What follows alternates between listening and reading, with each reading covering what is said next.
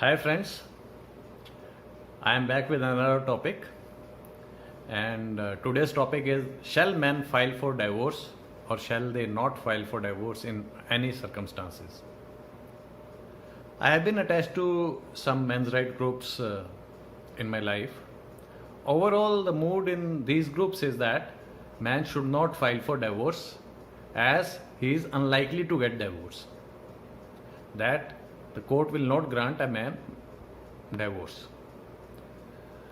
Otherwise, also there are many myths surrounding it that you will have to pay more alimony. Uh, the 498 a wife will be set free. You will be left with hot potato to handle throughout your life. Now divorce cases run for years. Cruelty and adultery are nearly impossible to prove. Courts only treat the words of a woman as truth. They don't believe men at all. And then there is a strong sentiment that man should always strive for zero settlement. Sometimes you also come across people who say that divorce is only possible if you are acquitted of 498A. And then there is yet another thought which goes around, that you should tire the woman. Let her come forward for a settlement, negotiated settlement, and then only you can ask for divorce. I don't believe any of these points. I'm not saying that a man should file divorce or not file divorce. That should be decided on totally different parameters. Whether man has grounds for divorce to file other than that he has been hit by 498, or he doesn't have any grounds to file for divorce. But all these myths and having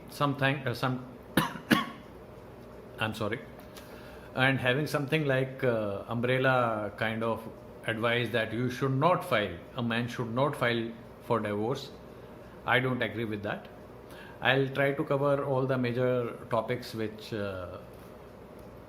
goes round in different circles. First is about alimony and maintenance.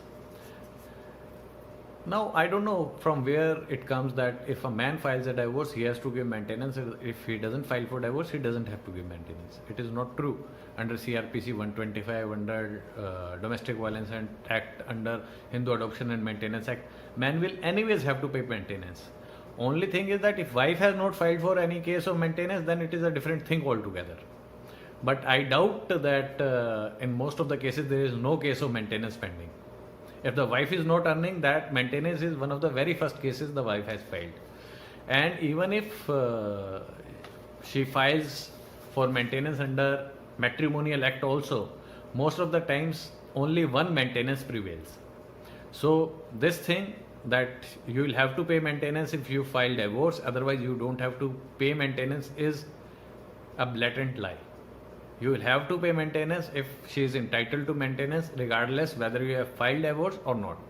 Coming to alimony is nothing but permanent maintenance, which gets decided at the time of divorce.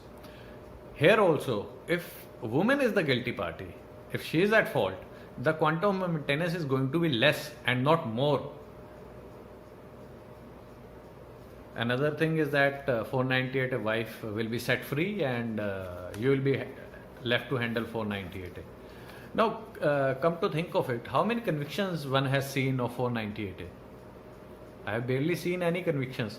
And when we, on the one hand, we speak, all these groups speak about, all the men's right groups speak about that there are 99% acquittal rate. So how does that come about? Napoleon once said, and I totally believe in that, space I can recover, time never. So if I get a chance to get out of a bad marriage, regardless whether there is a 498A pending on me or not, I'll definitely like to take that if I want to resettle in my life. If I have decided that I don't want to resettle in my life, that is the goal which I have, then it doesn't matter whether I file for divorce, I get divorce, I don't get divorce. But if one wants to settle in life, if one wants to resettle in life, then of course it makes sense that he should move for divorce quickly.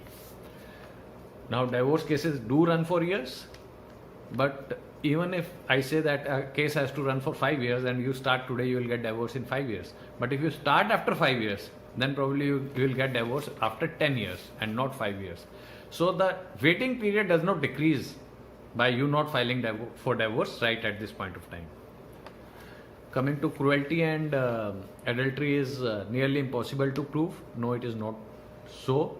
And courts don't solely believe in the words of women. Courts go by facts and circumstances of each and every case, witnesses which are presented, how they stand in witness box, how good they are, their statements are tested on cross-examination, what kind of proofs you have, and if adultery is there, if you have a proof of adultery or date, time, event, and you can put across to the courts are going to believe it. In my experience, it has never been that courts have believed girls' word as gospel truth. Yes, it happens at the stage of interim maintenance, and solely at that stage, because prima facie the court has to be satisfied that all the ingredients related to this case is there in this particular case, and beyond that it has never happened. There are instances where courts have thrown the complaints of women out of the court. There are instances where women are asked to leave the court, they are asked not to create any drama in the court, and these things do happen and very practically happens in the court. Coming to tire them out is you are also getting tired. So it is same. You have to decide, one has to decide whether he wants divorce or he doesn't want divorce. If he doesn't want divorce at all, then this strategy works fine.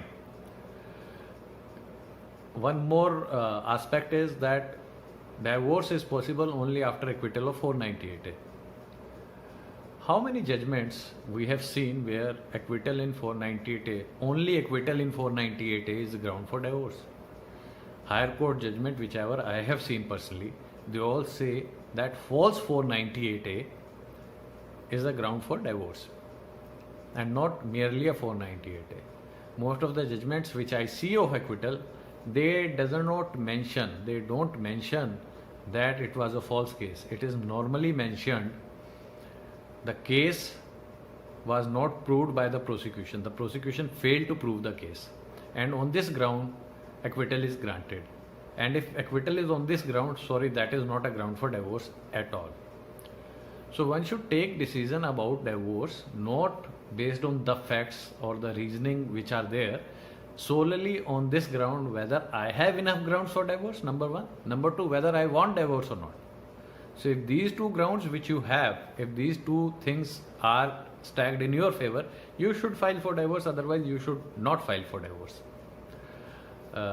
So this was a topic I thought I should cover in this video. If you have liked this video, please like my channel, share it, and if you have any questions, please ask in comment section. I'll try to answer all of them. We also run Sahoday Sport group. If you want to join our group, you can send a WhatsApp message at 98118 50498. Thank you.